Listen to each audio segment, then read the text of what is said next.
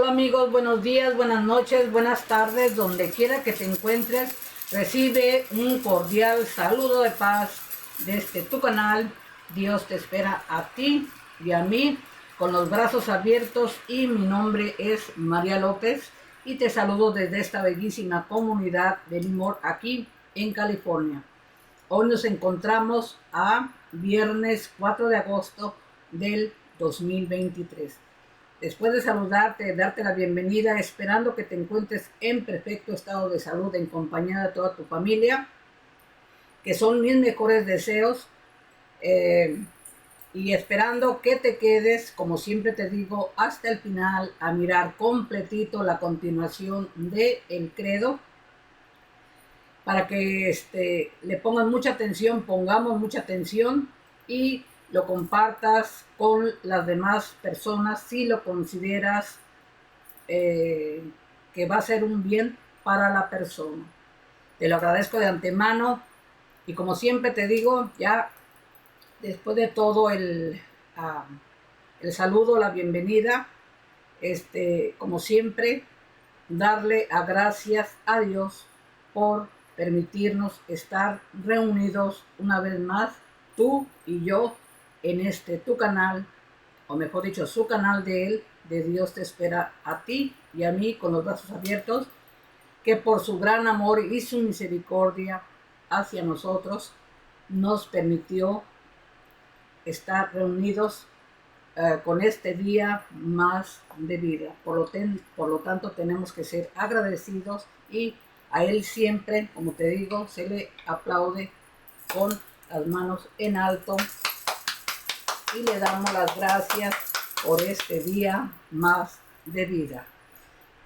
Y también a la Santísima Virgen, como su madre de Él y madre nuestra también, le damos también las gracias, que gracias a ella, por su obediencia, por su fe, que nos dio a El Salvador. Por lo tanto, ella ocupa un lugar privilegiado como Madre de Dios y Madre nuestra. Y como te dije, vamos a continuar con la enseñanza de la explicación larguísima del credo, pero que tiene una riqueza espiritual grandísima si ponemos atención. Así de que te invito, como siempre, a que te pongas cómodo, a que acerques un cuaderno, una pluma, para si tú consideras bien hacer anotaciones, pues lo hagas. Es una decisión personal. Y pues como siempre, ya le dimos el saludo a Dios y el agradecimiento y a la Santísima Virgen, pues ahora esto va de parte mía también, con mucho cariño, con mucho respeto, especialmente para ti, en agradecimiento que me regales tu tiempo. Y esto es especialmente para ti.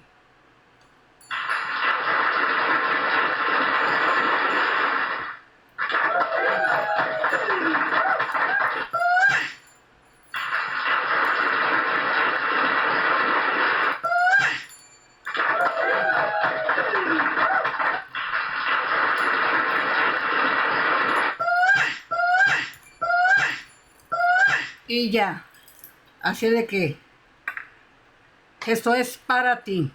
Y sin más, pues comenzamos. Como te digo siempre, de lo que se daba, se acabó. Y empecemos, que el tiempo es oro.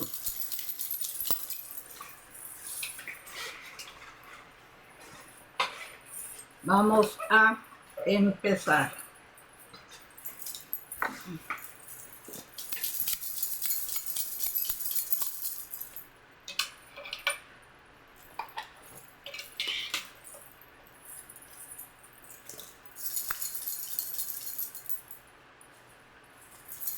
Empezamos. Dirás, ahora no muy gitana, no, parece que voy a leer la mano, pero no, así soy yo. Soy muy, me gusta, uh,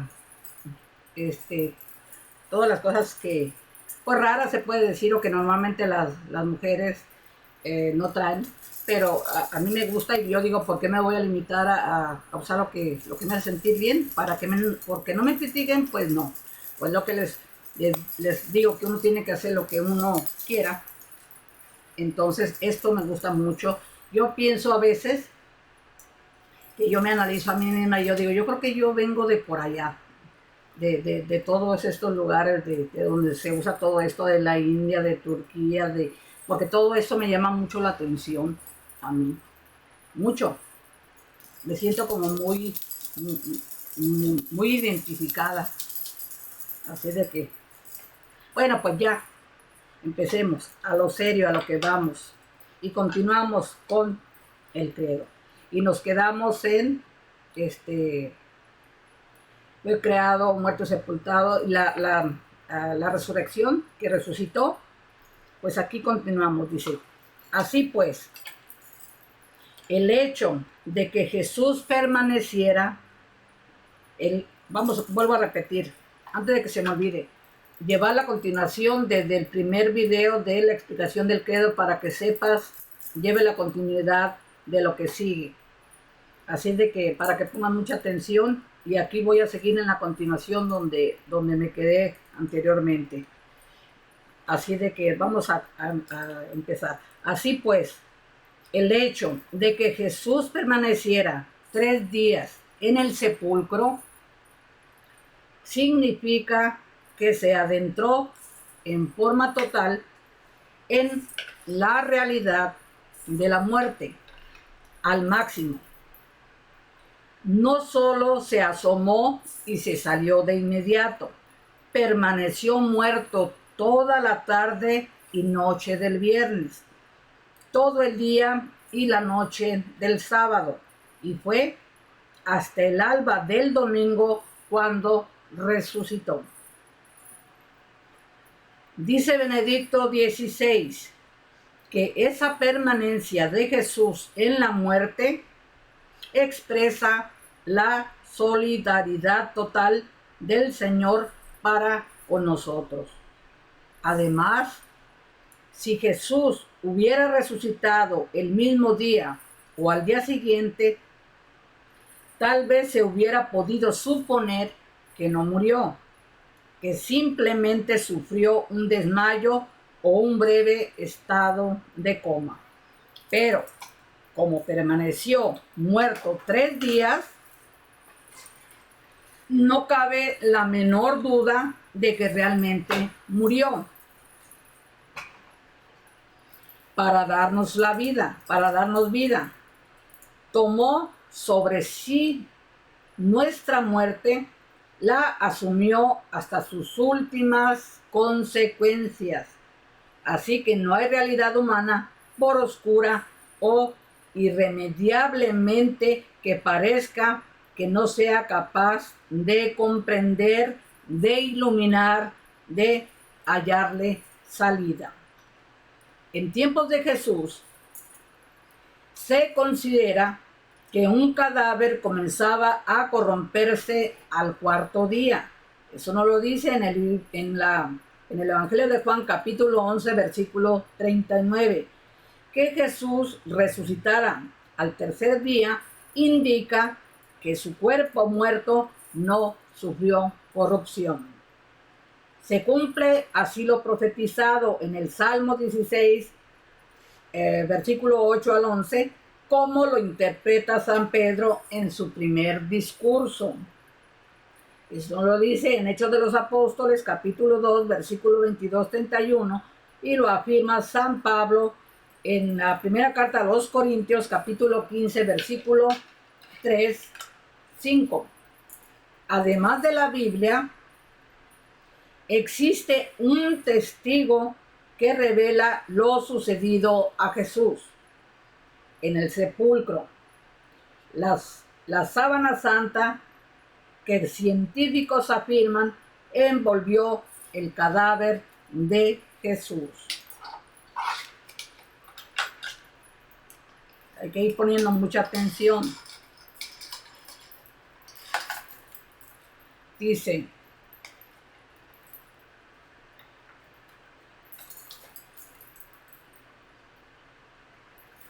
o sea, de la sábana santa. Dice que es de lino y mide 4 por 6, 4.6 por 1.10 metros y ostenta dos tipos distintos de marcas.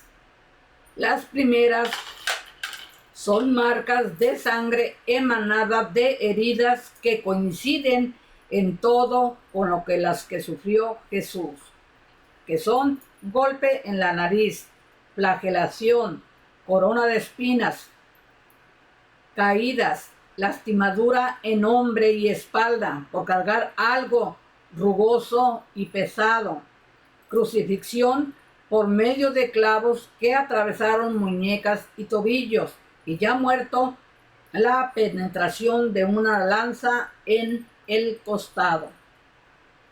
Dice Benedicto XVI que estas marcas de sangre son marcas de vida porque Cristo nos dio vida derramando su sangre. Y cabría añadir que para el judío la sangre es la sede de la vida, así que también en ese sentido resultan muy significativas. Las otras marcas en la sábana posteriores a las de la sangre fueron producidas por una radiación que emitió ingrávido el cuerpo envuelto en ella. Dichas marcas imprimieron en negativo y tercera dimensión una imagen del hombre que estuvo envuelto en la sábana y luego se esfumó, dejándola intacta pero vacía. Por eso Juan lo vio y creyó. Eso nos lo dice en Juan 28. Y eso nos lo dice también en el Catecismo de la Iglesia Católica número 640. Lo que no hay en la sábana son marcas de los fluidos que emana un cuerpo en descomposición. Otra razón más para afirmar que se trata del sudario que envolvió el cuerpo de Cristo y que éste no sufrió corrupción. Siglos antes de la venida de Cristo, ya los profetas anunciaban este tercer día, pero de las profecías y de su cumplimiento nos ocuparemos en la próxima ficha. Continuamos. ¿Qué estamos diciendo cuando se dicen según las Escrituras? Pues aquí se está diciendo en toda la historia de la humanidad solo ha habido alguien de quien siglos antes de que naciera ya se había anunciado hasta el detalle cómo sería su concepción, dónde y cuándo nacería, qué carácter tendría, cuál sería su misión e incluso cómo sería su muerte y lo que le sucedería después de esta. Me refiero a Jesús. De nadie más, ni antes ni después de él, se ha escrito tanto con tanta anticipación. Y sobre todo, con tal acierto. Por ejemplo, nos lo dice en el libro de Isaías, capítulo 7, versículo 14, capítulo 9, versículo 1 al 6, capítulo 11, versículo 1 y 2, capítulo 42, versículo 1 9, en el segundo libro de Samuel, capítulo 7, versículo 12, 16, en el libro de Miqueas, capítulo 5, versículo 1, 2, en el libro de Isaías, capítulo 52, versículo 13, 14, en el mismo libro de Isaías, capítulo 53, y en el Salmo 22, párrafos 8, 9, párrafos 16, 19 y párrafos 69, 22, y en el libro del Éxodo, capítulo 12, versículo 46, en el libro de Zacarías, capítulo 12, versículo 10, y en el Salmo 16, párrafos 8, 11. Profetas que vivieron en diversos siglos en lugares distintos y lejanos, sin conocerse entre sí, coincidieron todos en anunciar lo que sucedería y no se equivocaron. Claro, fueron todos inspirados por el mismo Espíritu Santo. Así pues, cuando en el credo decimos que Jesucristo resucitó al tercer día, según las Escrituras, estamos refiriéndonos a los anuncios de la resurrección que nos presenta la Biblia. Y cabe mencionar que no los presenta en 3 tiempos distintos. Y aquí van los tiempos. El primer tiempo es en el Antiguo Testamento, cuando apenas se anuncia que un día habrá resurrección.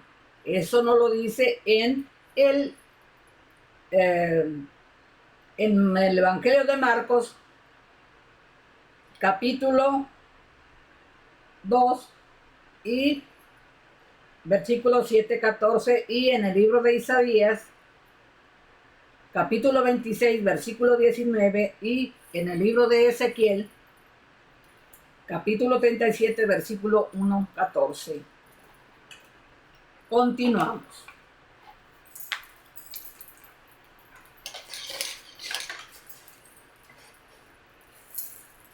El segundo tiempo es cuando Jesús habla de la resurrección, sea en un sentido general, eso no lo dice en el Evangelio de Mateo, capítulo 22, versículos 23-32, o refiriéndose a la suya propia, también en el Evangelio de San Mateo, capítulo 16, versículo 21 y 17,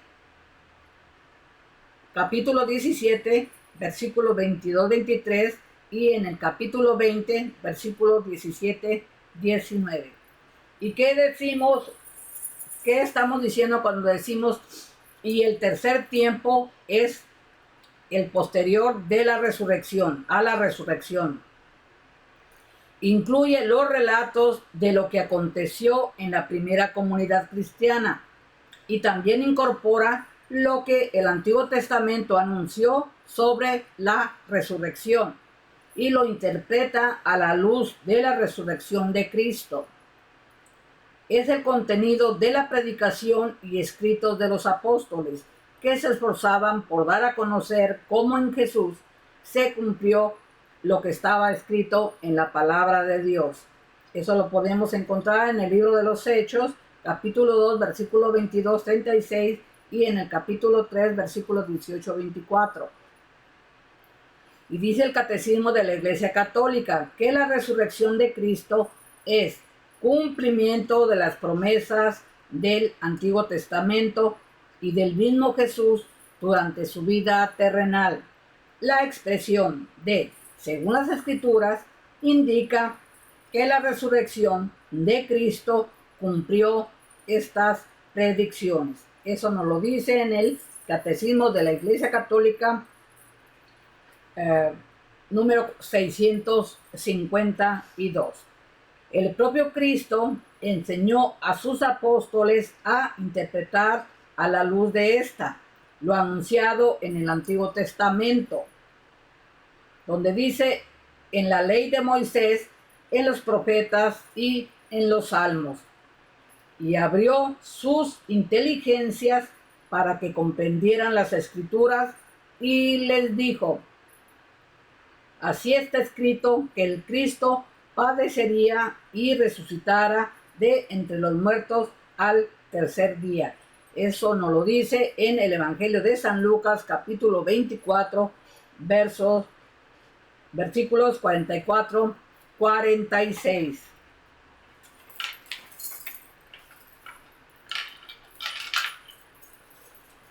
Continuamos. Lo escrito en la Sagrada Escritura acerca de la resurrección, especialmente los relatos posteriores a esta, no deja dudas acerca de la veracidad e historicidad del que es el acontecimiento fundamental de nuestra fe. Eso nos lo dice en el Evangelio de San Lucas, capítulo 24, versículo 36, 43, y en Juan, capítulo 20, y versículos 24, 29. Afirma el Catecismo de la Iglesia Católica que el misterio de la resurrección de Cristo es un acontecimiento real que tuvo manifestaciones históricamente comprobadas, como lo atestigua el Nuevo Testamento. Y esto nos lo dice también el Catecismo de la Iglesia Católica número 639. Y cita a San Pablo, quien afirmó que Cristo murió por nuestros pecados según las Escrituras, que fue sepultado y que resucitó al tercer día, según las Escrituras, que se apareció a Cefas y luego a los 12. Después se apareció a más de 500 hermanos a la vez, de los cuales todavía la mayor parte vive. Esto nos lo dice en la primera carta a los Corintios, capítulo 15, versículo 3, 4. Para creer en la resurrección, el testimonio más creíble y convincente, aparte del que puede dar cada cristiano que descubre a Cristo vivo y presente en su vida, es el de quienes fueron testigos presenciales, según consta en las Sagradas Escrituras. ¿Y qué estamos diciendo cuando decimos subió al cielo? Pues la respuesta es que tal vez lo malinterpretamos como referencia de lejanía. Recordamos que de niños soltamos un globo que subió alejándose, achicándose, hasta perderse de nuestra vista para siempre. O viajamos en avión y al despegar vimos que casas, coches y gentes se volvieron puntitos y desaparecieron. Así que cuando en el credo decimos que Jesucristo subió al cielo, quizá pensamos que se fue tan alto y tan lejos que ni nos ve ni nos oye. Pero no hay que entenderlo así, sino que tener en cuenta 5 aspectos. ¿Y cuáles son? Pues que el cielo está muy por encima de nosotros, es inabarcable. También Dios, por ello, se les relaciona. Y se dice que Dios habita en el cielo. Eso lo podemos encontrar en el Salmo 11, párrafo 4, Salmo 115, párrafos 3, 16 y 123, 1. Pero no hay que tomarlo al pie de la letra, como ese astronauta ruso que declaró haber perdido la fe porque esperaba ver a Dios en la estratosfera y no lo vio. El cielo no es un lugar físico, sino representa el ámbito de lo divino, una dimensión infinitamente superior a la nuestra. Decir que Jesucristo subió al cielo expresa que siendo hombre es también Dios. Por eso, cuando resucitó, dijo que subiría hacia su Padre. Eso nos lo dice en Juan capítulo 20, versículo 17. Y luego, en la ascensión, dejó que sus apóstoles lo vieran elevarse al cielo. Eso nos lo dice en el Evangelio de San Lucas capítulo 24, versículo 51, y en el Hecho de los Apóstoles, capítulo 1, versículo 9. La ascensión de Jesucristo marca la entrada definitiva de la humanidad de Jesús en el dominio de Dios, de donde ha de volver. Eso lo encontramos en Hechos de los Apóstoles, capítulo 1, versículo 11 y el Catecismo de la Iglesia en el número 665.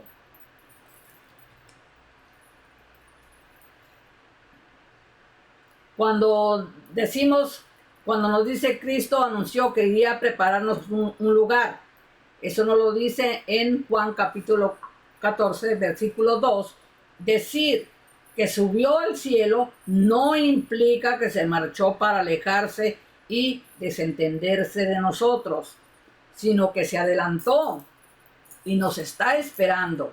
Dice San Pablo que formamos un solo cuerpo en Cristo. Eso nos lo dice en la carta a los Romanos capítulo 12, versículo 5. Así que donde vaya Él, nuestra cabeza debemos ir nosotros. Decir que Jesús subió al cielo nos consuela al considerar que así como donde quiera que vamos está sobre nosotros el cielo, también donde quiera que vamos está sobre nosotros la mirada amorosa de aquel que habita en el cielo. Eso nos lo dice en el Salmo 139, párrafo 7-8. Jamás nos pierde de vista, y no porque quiera tenernos checaditos, a ver si nos portamos mal, sino porque está atento a lo que necesitamos para ayudarnos, librarnos de incontables peligros y problemas o darnos su gracia para superarlos. Eso nos lo dice en el Salmo 18, párrafo 7-20. Dice el Papa Francisco: Jesús es el único y eterno sacerdote que, con su pasión, atravesó la muerte y el sepulcro y resucitó y ascendió al cielo. Está junto a Dios Padre, donde intercede para siempre en nuestro favor. Eso nos lo dice en la carta a los Hebreos, capítulo 9, versículo 24. Creemos conocer el cielo, pero es realmente impredecible. Los meteorólogos suelen hacer sonreír a Dios. Dicen muy seguros: mañana lloverá y hace sol. Dicen hará calor y graniza. Te dicen la ruta de un huracán y se va por otro lado. Cuando decimos que Jesús subió al cielo, tenemos presente que así como no podemos estar seguros de cómo estará el cielo, y por ello hay que también mirarlo para ver si dejamos el suéter o llevamos el paraguas, también hemos de elevar constantemente la mirada hacia aquel que está en el cielo para saber qué espera de nosotros.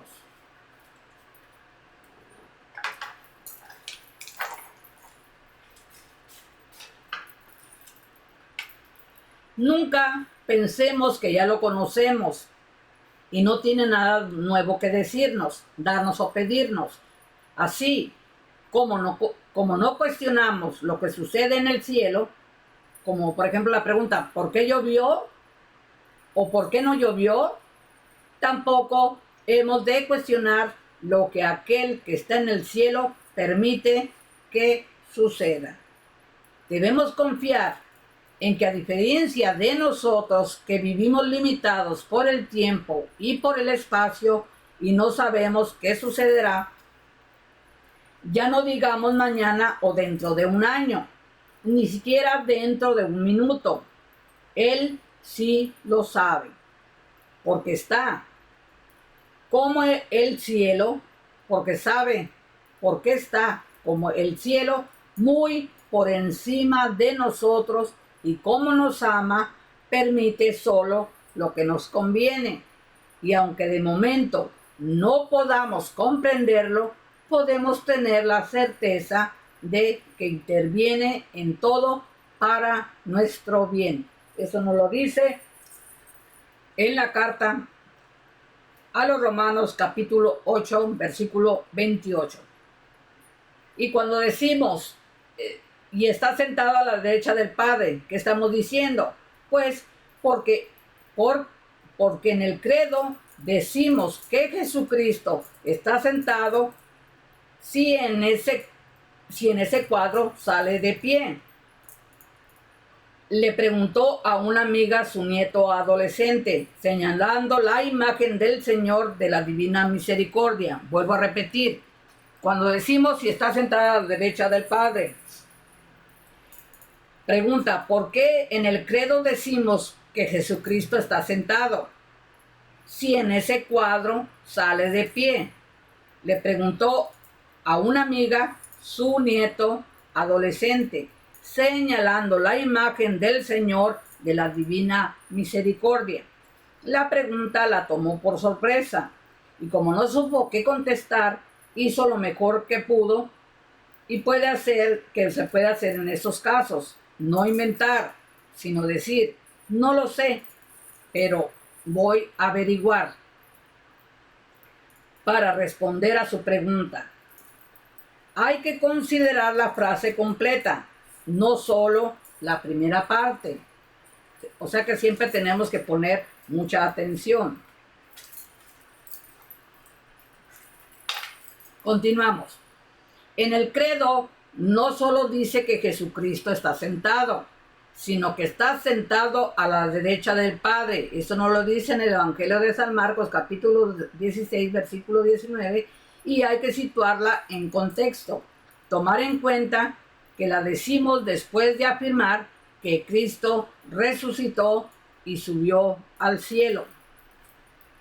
Ello implica que no solo se refiere a Cristo resucitado, sino glorificado.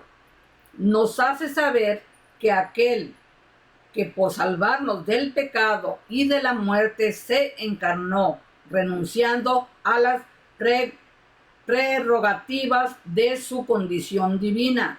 Eso nos lo dice en la carta a los Filipenses, capítulo 2, versículo 6.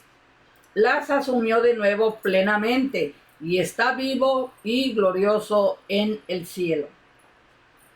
Decir que Jesucristo está sentado a la derecha del Padre no es una referencia de postura, como decir está de pie o está caminando, sino una manera de hablar para que podamos comprender lo que implica que Jesús está en el cielo. Consideremos estos 4 aspectos. Primero, número 1, divinidad. En tiempos de los reyes, pregunta, ¿quién podía sentarse junto al trono de un rey como su igual? Pues solamente alguien de su familia. Los súbditos permanecían abajo, separados por la altura y la distancia. Decir que Jesús está sentado a la derecha del Padre es una afirmación de su divinidad. Muestra que Cristo es igual al Padre. Eso lo podemos encontrar en Juan capítulo 10, versículo 30. Solo Dios Hijo tiene derecho a estar sentado a la diestra de Dios Padre.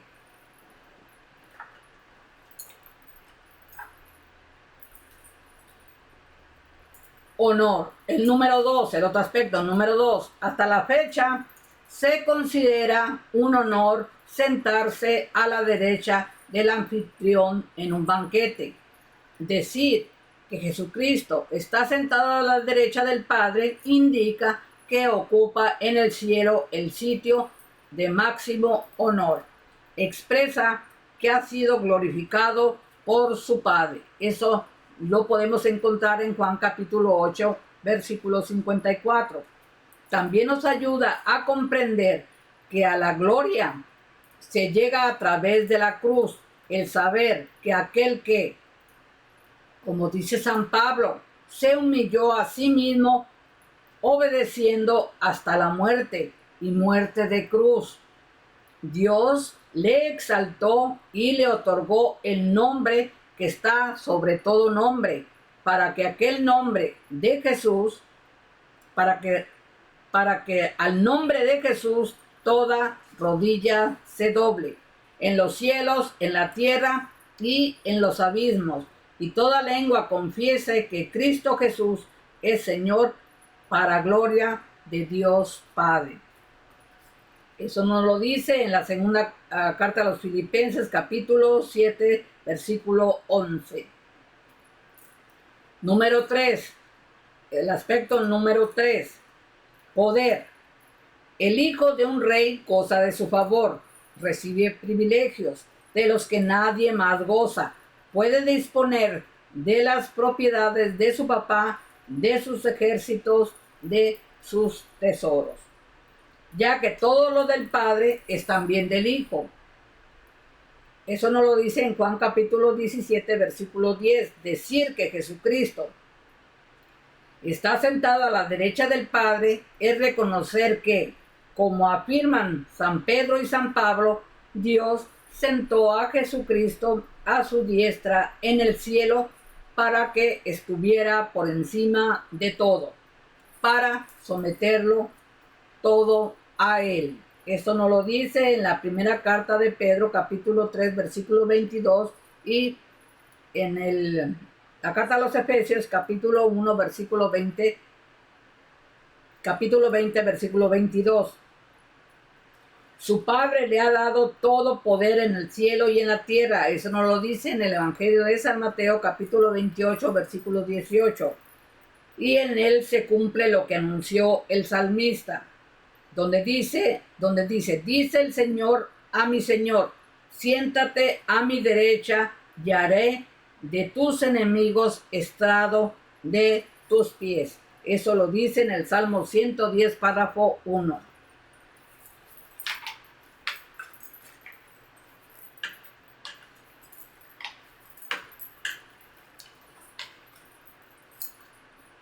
Como Dios Todopoderoso, Cristo ha derrotado a sus adversarios, ha vencido sobre el mal y sobre la muerte.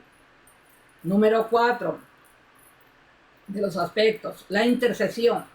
El Hijo del Rey goza de cercanía, de intimidad con Él.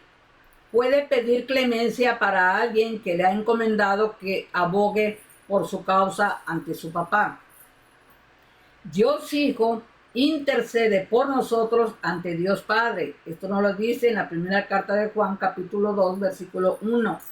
Decir que Jesucristo está sentado a la derecha del Padre nos da el grandísimo consuelo de saber que contamos siempre con su amorosa intercesión. Eso nos lo dice en la primera carta de Juan, capítulo 2, versículo 1, y en la carta a los Romanos, capítulo 8, versículo 34.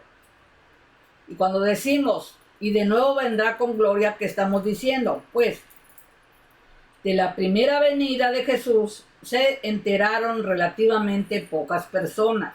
Su madre, la Virgen María, José, su esposo, unos cuantos parientes, como su prima Isabel, los pastores, los sabios de Oriente, Simeón y Ana en el templo, la gente cercana a la que estos se lo platicaron y párale de contar. Muy diferente será su segunda venida. Cuando Jesucristo venga al final de los tiempos, no pasará desapercibido para nadie en todo el planeta.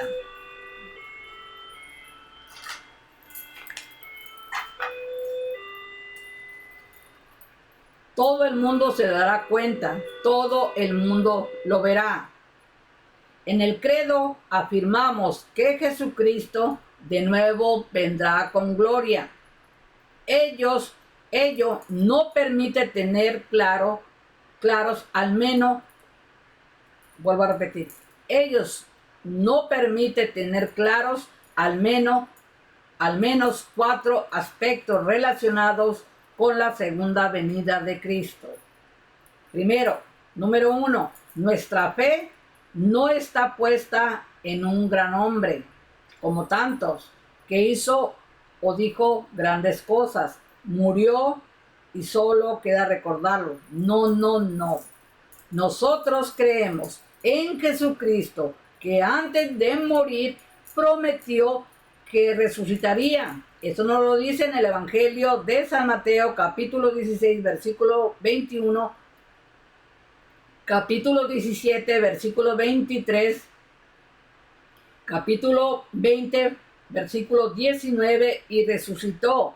También nos lo dice en el Evangelio de San Mateo, capítulo 28, versículos 6 y 7, que antes de volver al cielo al lado de su Padre, prometió que regresaría por nosotros. Eso nos lo dice en Juan, capítulo 14, versículo 2, 3, y tenemos nuestra confianza y esperanza puesta en esa promesa, porque Dios la hizo y Él no miente. Eso nos lo dice en Tito, capítulo 1, versículo 2. Los cristianos no solo recordamos y celebramos que Jesús haya venido a este mundo, no solo celebramos que se ha quedado invisible entre nosotros, sino que aguardamos el momento feliz de su retorno al final de los tiempos, cuando esperamos verlo cara a cara. Eso nos lo dice en la primera carta a los Corintios, capítulo 13, versículo 12, y en la primera carta de Juan, capítulo 3, versículo 2.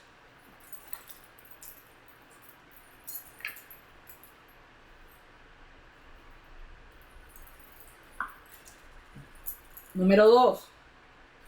Aquel que en su primera venida renunció a los privilegios de su condición divina, aceptó hacerse pequeñito, nacer en un pesebre y ser exiliado a Egipto. Al iniciar su ministerio, soportó ser tentado por Satanás, ser criticado y cuestionado. Llegada su hora, se dejó aprender, interrogar, golpear, escupir, flagelar, coronar de espinas y crucificar. Vendrá esta vez de manera muy distinta, que será victorioso, radiante, dejando bien claro que es el Rey de Reyes, el Señor de los señores. Aquel que desde su ascensión al cielo se nos ha manifestado de manera discreta, se ha ocultado a nuestra vista en el pan eucarístico. Ese día se revelará a todos claramente, en todo su esplendor. Aparecerá en el cielo la señal del Hijo del Hombre, y entonces se golpearán el pecho todas las razas de la tierra y verán al Hijo del Hombre venir sobre las nubes del cielo con gran poder y gloria. Eso nos lo dice en el Evangelio de San Mateo, capítulo 24, versículo 30. Esta vez hará lo que no quiso hacer en el huerto de Getsemaní. Eso nos lo dice en el Evangelio de San Mateo, capítulo 26, versículo 53. Hacerse acompañar de un ejército de ángeles y arcángeles. Eso nos lo dice en el Evangelio de San Mateo, capítulo 24, versículo 31. No pasará desapercibida su segunda venida.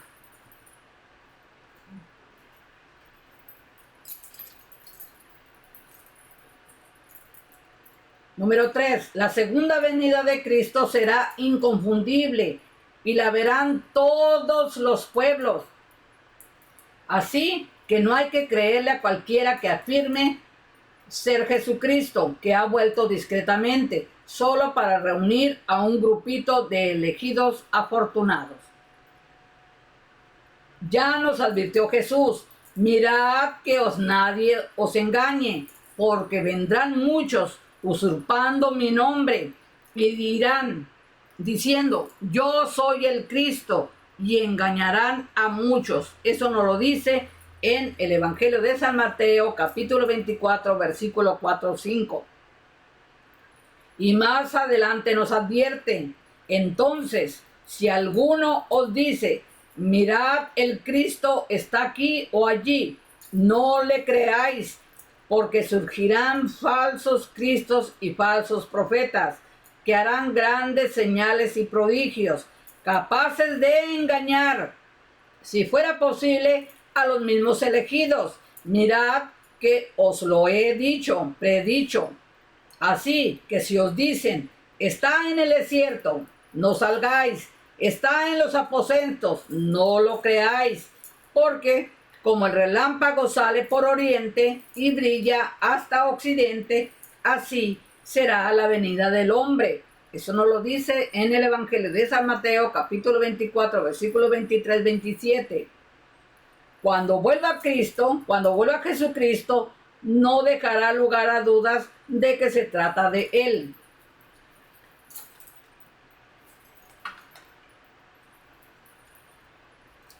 Número 4. Sabemos que Jesucristo vendrá, pero no sabemos cuándo.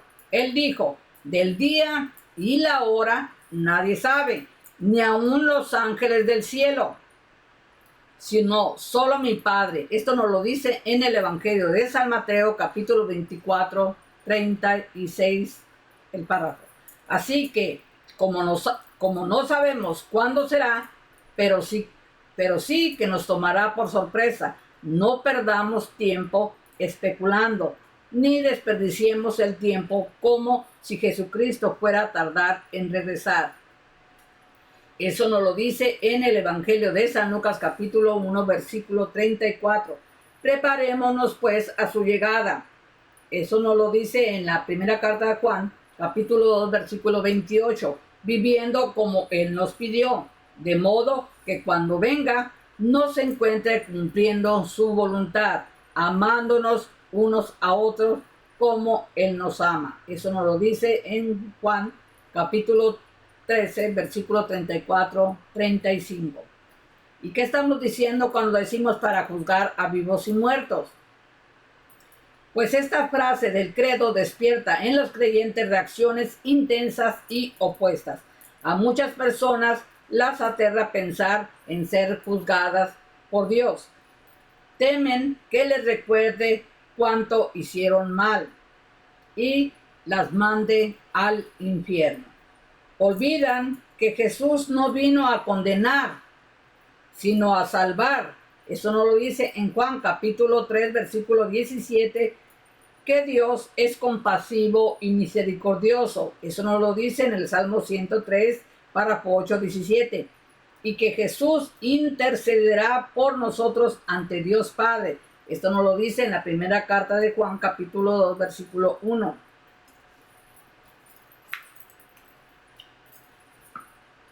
Otras personas van al extremo opuesto. Consideran que como Dios es amor, es imposible que condene. Piensan que lo del juicio es simple amenaza para que nos portemos bien. Pero a la mera hora, Jesús es tan misericordioso que salvará a todos, sin importar qué hayan hecho. Será como uno de esos profesores barcos que aprueban a todos sus alumnos, sepan o no la lección. Dios no es así. Pasan por alto que Dios no es solo misericordioso, también es justo y que no se comprendería su misericordia sin su justicia. Dice la Iglesia, el juicio final revelará que la justicia de Dios triunfa de todas las injusticias cometidas por sus criaturas y que su amor es más fuerte que la muerte. No hay argumento bíblico que respalde la idea de que todos se salvarán, y en cambio abundan las citas que advierten que seremos juzgados. Eso lo encontramos en el Evangelio de San Mateo, capítulo 16, versículo 27, y que podríamos ser condenados. Y esto nos lo dice en el Evangelio de San Lucas, capítulo 13, versículo 23-28, y el Evangelio de San Mateo, capítulo 13, versículo 24-30 y página, capítulo, 36, versículo 43. Y no faltan quienes aguardan con vengativo regocijo el juicio final, porque anhelan que Jesús mande al infierno a todas las personas que les caen mal. No captan que con esa mentalidad tan poco caritativa pueden acabar acompañándolas o incluso condenándose en lugar de ellas.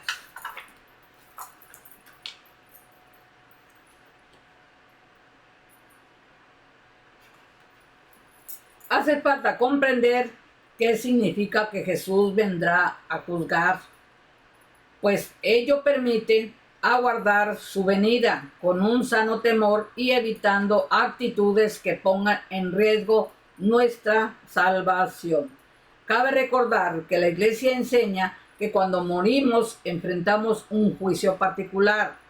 Eso nos lo dice en la Carta a los Hebreos, capítulo 9, versículo 27. Quienes mueren sin pecado mortal ni venial, por ejemplo, como los santos, pasan a gozar de la presencia de Dios. Es lo que llamamos ir al cielo. Quienes mueren en amistad con Dios, o sea, es decir, no en pecado mortal, pero tienen faltas que deben expiar, pasan por el purgatorio, un estado de purificación del alma que les permite alcanzar la santidad requerida para entrar en el cielo. El traje de fiesta del que habló Jesús en la parábola en el que está en el Evangelio de San Mateo, capítulo 22, versículo 2-14. Tienen la seguridad de que irán al cielo para seguir el ejemplo escolar. Saben que, pues saben que flup quiere decir que pasaron de panzazo, pero sufren porque ya quisieran estar ahí. Podemos y debemos ayudarlas, ofreciendo diario por ellas las indulgencias plenarias que la Iglesia concede. Quienes mueren en pecado mortal, sin arrepentirse, eligen así vivir la eternidad sin Dios, por propia decisión. Ya vamos finalizando. Entrarán a la condenación eterna, lo que llamamos infierno, que es el horror sin fin de vivir en la tiniebla, sin amor, sin alegría, sin esperanza, sin consuelo, sumidos para siempre en su ira, odio, rencor, amargura y desesperación. Ahora bien, cuando en el cielo se dice que Jesús vendrá a juzgar a vivos y muertos, se refiere a lo que la Iglesia llama el juicio universal, que tendrá lugar cuando venga Jesús por segunda vez, al final de los tiempos. Dice la Iglesia que serán revelados los secretos de los corazones, así como la conducta de cada uno con Dios y con el prójimo. Todo hombre será colmado de vida o condenado para la eternidad, según sus obras. Eso nos lo dice el Evangelio, en el Catecismo de la Iglesia Católica número 135. ¿Cómo prepararnos para ese momento? Esa es la pregunta. La respuesta es, desde luego, con gozosa esperanza. Será anhelado regreso de nuestro mejor amigo. ¿Cómo podemos temer su venida? Y aunque es verdad que conoce nuestras faltas, su intención no es condenarnos.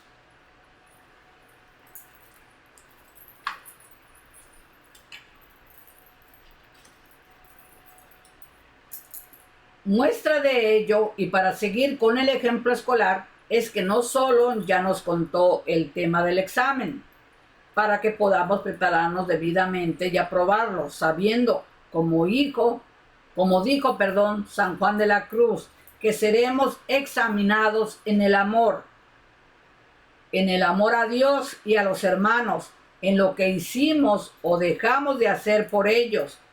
Eso nos lo dice en el Evangelio de San Mateo, capítulo 25, versículo 31, sino que nos revela la fórmula para lograr que no se tomen en cuenta nuestros errores o obtengamos calificaciones sobresaliente. Ya depende ahora de nosotros aprovechar dicha fórmula y aplicarla desde hoy. Como nos dice, bienaventurados los misericordiosos, porque obtendrán misericordia. Esto nos lo dice en el Evangelio de San Mateo, capítulo 5, versículo 7. Y su reino no tendrá fin. ¿Qué estamos diciendo cuando decimos y su reino no tendrá fin? Pues la respuesta es ser como todos. No suele ser la mejor motivación, pero fue la que hizo que los ancianos del pueblo elegido de Dios pidieran al profeta Samuel que se les nombrara un rey. Eso nos lo dice en la primera carta, en el primer libro de Samuel, capítulo 8, versículo 5. Querían ser como otros pueblos y que los gobernara un hombre. Eso nos lo dice en el primer libro de Samuel, capítulo 8, versículo 7.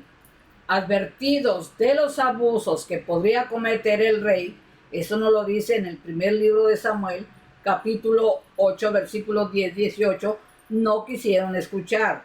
Eso nos lo dice también en el primer libro de Samuel, capítulo 8, versículo 20.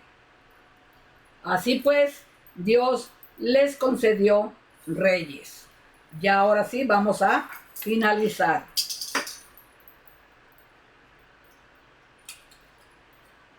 Cuando estos cumplieron la voluntad divina, lograron cosas admirables.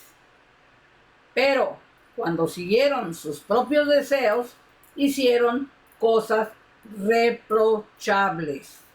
Entonces Dios prometió enviar un rey que reinaría como ningún otro, en la verdad, en la justicia, en la paz. Eso nos lo dice en el libro de Isaías, capítulo 11, versículo 1-9. Un rey que no sería derrotado por sus enemigos, que reinaría para siempre. Esto nos lo dice en el segundo libro de Samuel, capítulo 7, versículo 12. En el segundo libro de Samuel, capítulo 7, versículos 12, 15 y 16.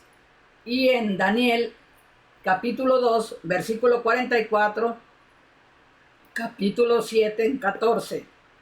Ellos esperaron a ese rey del que pensaban les daría dominio sobre todos los pueblos. Pero se quedaron esperando, y no porque Dios hubiera incumplido su promesa, sino porque no supieron reconocer que el rey que les envió era Jesús, un rey que no vino a conquistar con violencia, sino con amor. No vino a ser servido, sino a servir. No vino a borrar de la tierra a sus enemigos, sino a perdonarlos. No vino a condenar, sino a salvar. Vino a este mundo, pero no era rey de este mundo. Esto nos lo dice en Juan capítulo 18, versículo 36. Sino que vino a darnos a conocer su reino, a invitarnos a habitarlo, edificarlo y extenderlo. Y su reino no se parece a ningún otro. Con esto finalizamos esta parte. Como ustedes, si pusimos atención,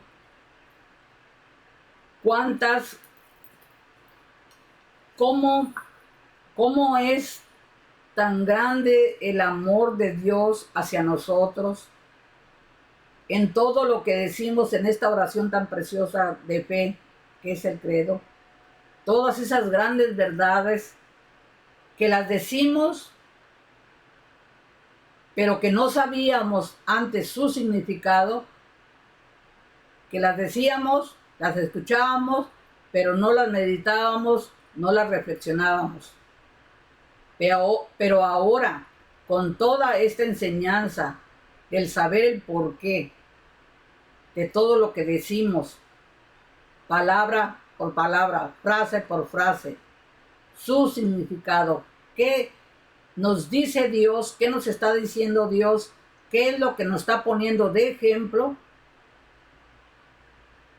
y cómo lo ha aplicado y cómo es lo mismo que nos está pidiendo a nosotros.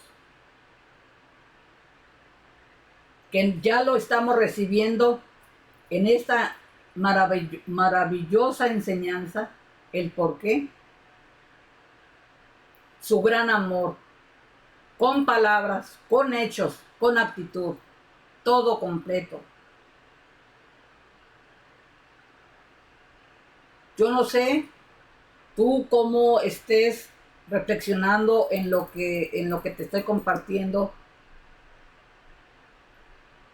pero para mí, y que lo voy a seguir escuchando, reflexionando, leyendo, meditando y sobre todo irlo poniendo en práctica en mi vida y sobre todo con los demás, con el prójimo. Porque aquí está muy claro una cosa con otra. Todo va de la mano. Palabra, hechos, actitud, comportamiento en práctica. Nada es de que nada más digo, lo que digo lo hago. Eso es lo que el Señor en todo lo que nos está diciendo es con hecho, palabra y hecho, en acción.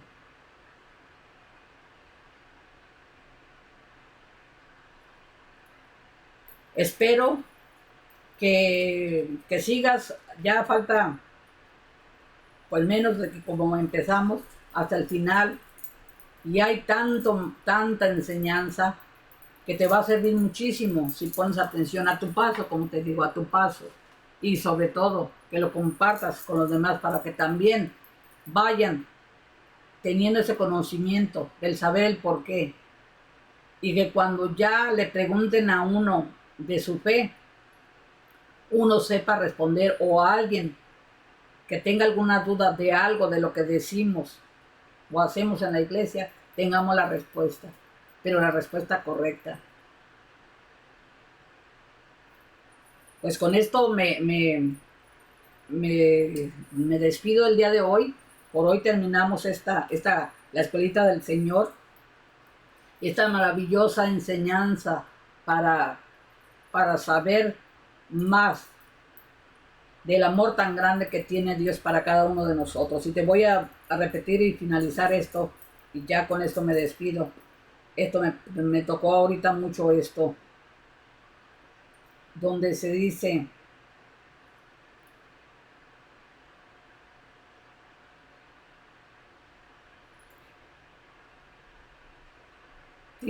entonces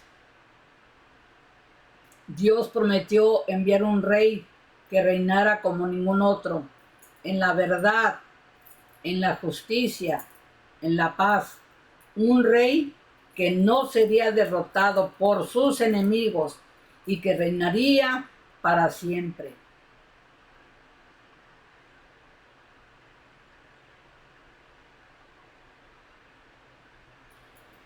Un rey que no vino a conquistar con violencia, sino con amor. No vino a ser servido, sino a servir. No vino a borrar de la tierra a sus enemigos, sino a perdonarlos. No vino a condenar, sino a salvar. Con estas lindas frases, palabras verdaderas, que esto es nuestro Señor. Que nadie como Él. Nadie. Con estas palabras hermosas te las dejo de reflexión especialmente, que si las estamos aplicando, tú las estás aplicando en tu vida, yo misma me las estoy aplicando en mi vida. Palabras bonitas, palabras que nada más cuando las decimos nosotros, las decimos, pero las decimos vacías. Pero el Señor nos las da llena de esa verdad.